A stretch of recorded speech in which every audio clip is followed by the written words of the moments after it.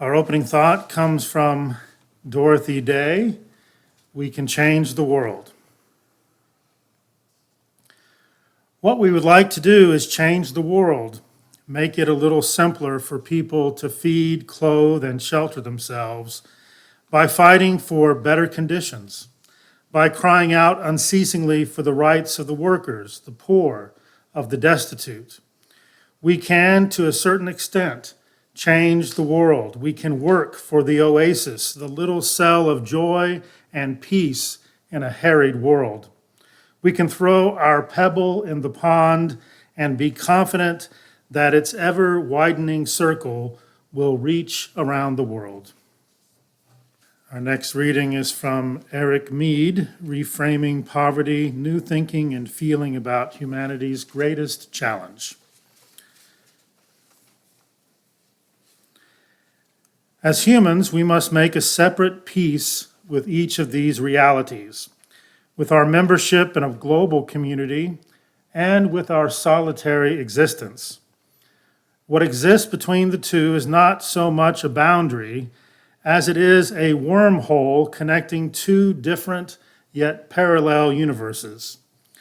Issues in one universe show up in corresponding forms in the other, and we must discover for ourselves what right living for us looks like in each. Our next reading comes from The 7 Principles in Word and Worship, edited by Ellen Brandenburg. These are reflections on the 6th principle by Sean Parker Dennison. The 6th principle seems extravagant in its hopefulness and improbable in its prospects. Can we continue to say we want world community, peace, liberty, and justice for all? The world is full of genocide, abuse, terror, and war. What have we gotten ourselves into?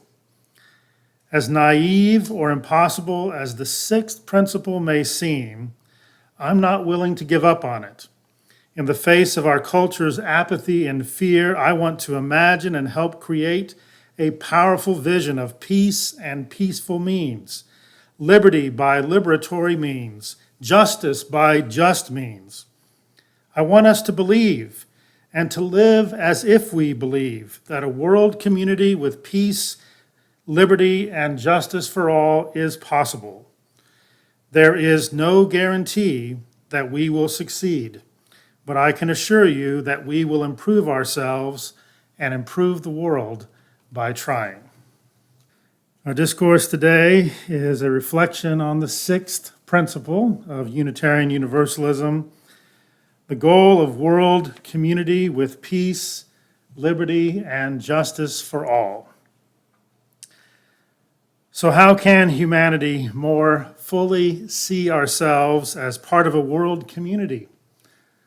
A community of persons of equal inherent worth, and how can we more effectively work together to address the global challenges that we face and create a more peaceful, free, and just existence for all? What would it take for humanity to see ourselves as one beloved community on earth, rather than as competing nations who seek benefit from diminishing one another?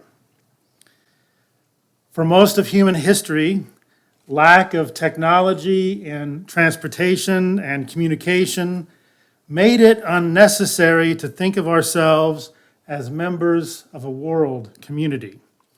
We were divided by distances and differences that made world community impossible. But today, the cultivation of world community has become a necessity. It's a necessity if we are to address all of the challenges that require our worldwide, our global cooperation. We now truly live in a world where Martin Luther King Jr.'s words ring forever true. Injustice anywhere is a threat to justice everywhere. The most pressing challenges facing humanity require that we see ourselves as a world community, cooperating, collaborating with each other for the flourishing of all. We cannot afford to be enemies of each other in a world in which we have the military means to destroy the planet and in which we are threatening a livable climate in our world house, our only home. If world community is an important and perhaps even necessary goal for humanity, what then are the cultural, economic, and political conditions that would allow for a free, just, peaceful, and sustainable world community to flourish? What are the cultural, economic, and political conditions that are required? Looking first at culture. World community will not be established through forced global cultural homogeneity. A just and beloved world requires both the acceptance and protection of cultural and religious pluralism, as long as the cultural and religious expressions are doing no harm and are not denying persons basic human rights. Freedom of religious and cultural expression does not equate to a right to treat persons of other religious and cultural orientations as being of lesser value or as having fewer rights than others within society. We must find ways to move beyond all forms of religious nationalism if we are to build a world community in which sustainable peace is possible. The premise that persons of certain religious orientations have more value or should hold more rights within a nation than persons of other religious orientations is the antithesis of beloved community. When we look at economics and politics, economically and politically, one of the most important steps towards just and peaceful world community is to focus on cultivating sustainable and self-sufficient local communities. That may seem counterintuitive at first, to think about world community being connected to local communities, but strong and sustainable local economies within the context of bioregional self-sufficiency decrease our dependency on other parts of the world for food and for fuel, thus reducing the risk of conflict with other regions. Politically, it's important to not confuse world community with a world government.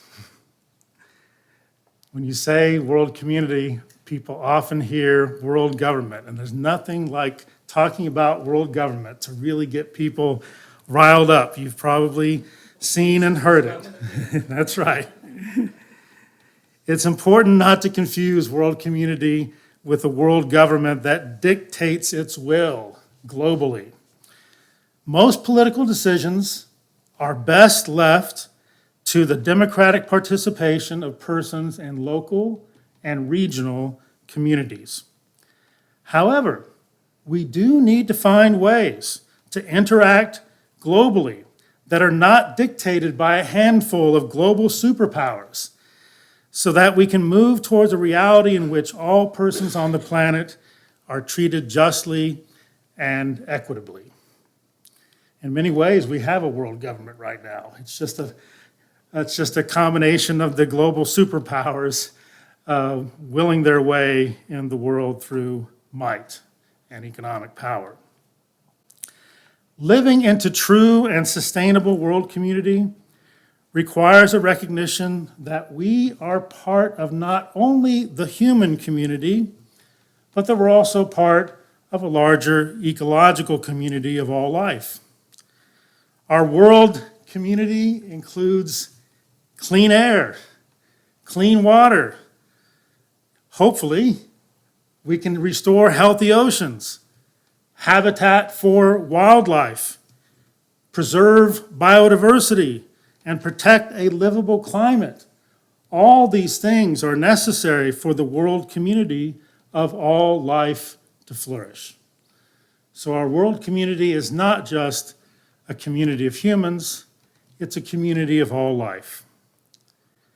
Finally, and this is especially relevant for us here in the United States, the cultivation of world community requires that all of humanity give up on militarism as a way of enforcing our will and expressing our economic hegemony in the world. Many of the global challenges we face could be solved by spending a relatively small fraction of the amount that we currently spend on the weapons and ways of war. If we were to take that money and spend it on projects and programs to eradicate poverty and ecological degradation. Additionally, our world community will never be truly safe until every nuclear weapon no longer exists. With the possible exception of a few nuclear weapons that might be needed to divert an asteroid that is on a collision path with our planet, at least until better methods of planetary defense can be developed. And no, I don't think we need a stockpile of nuclear weapons to defend ourselves against some alien civilization. The chances of that happening are very, very minute, so much almost to be none.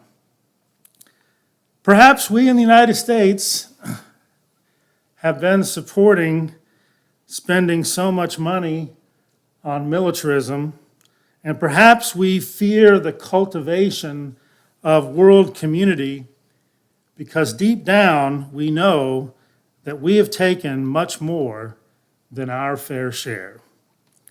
And perhaps we are afraid that we will have to give up something in order to live in a just and equitable relationship with the rest of the world. We are, however, maintaining a delusional worldview that somehow our long-term prosperity is dependent on controlling the rest of the world with military might. Many an empire has fallen while holding on to such delusions that their power was dependent on taking power from others rather than finding ways to live together in mutually beneficial cooperation and peace. The sixth principle of Unitarian Universalism is a recognition that the present and future flourishing of humanity and the world community of all life requires an ever-evolving effort for worldwide collaboration and cooperation. It may seem like an overly idealistic goal, given the deep divisions in our world and the extreme expressions of religious nationalism that we see in our world today. But as John and Yoko reminded us, many may say that we are dreamers, but we're not the only ones. And we hope someday that all will join us and the world will live as one. Yes, cultivating a world community of all life may be a lofty goal. It may seem like it's unrealistic at times, but we will likely never see it fully come in our lifetime. It won't come to full fruition in any of our lifetimes. But that's not the point. Anything we can do to move more in that direction moves us closer to realizing the vision of just and beloved community that our world needs so badly and so urgently. Together, may we make it so. Our closing thought comes from Martin Luther King Jr. from Where Do We Go From Here, Chaos or Community? We have inherited a large house, a great world house in which we have to live together. Black and white, Easterner and Westerner, Gentile, Jew, Catholic and Protestant, Muslim and Hindu. A family unduly separated in ideas, culture, and interest, who, because we can never again live apart, must learn somehow to live with each other in peace.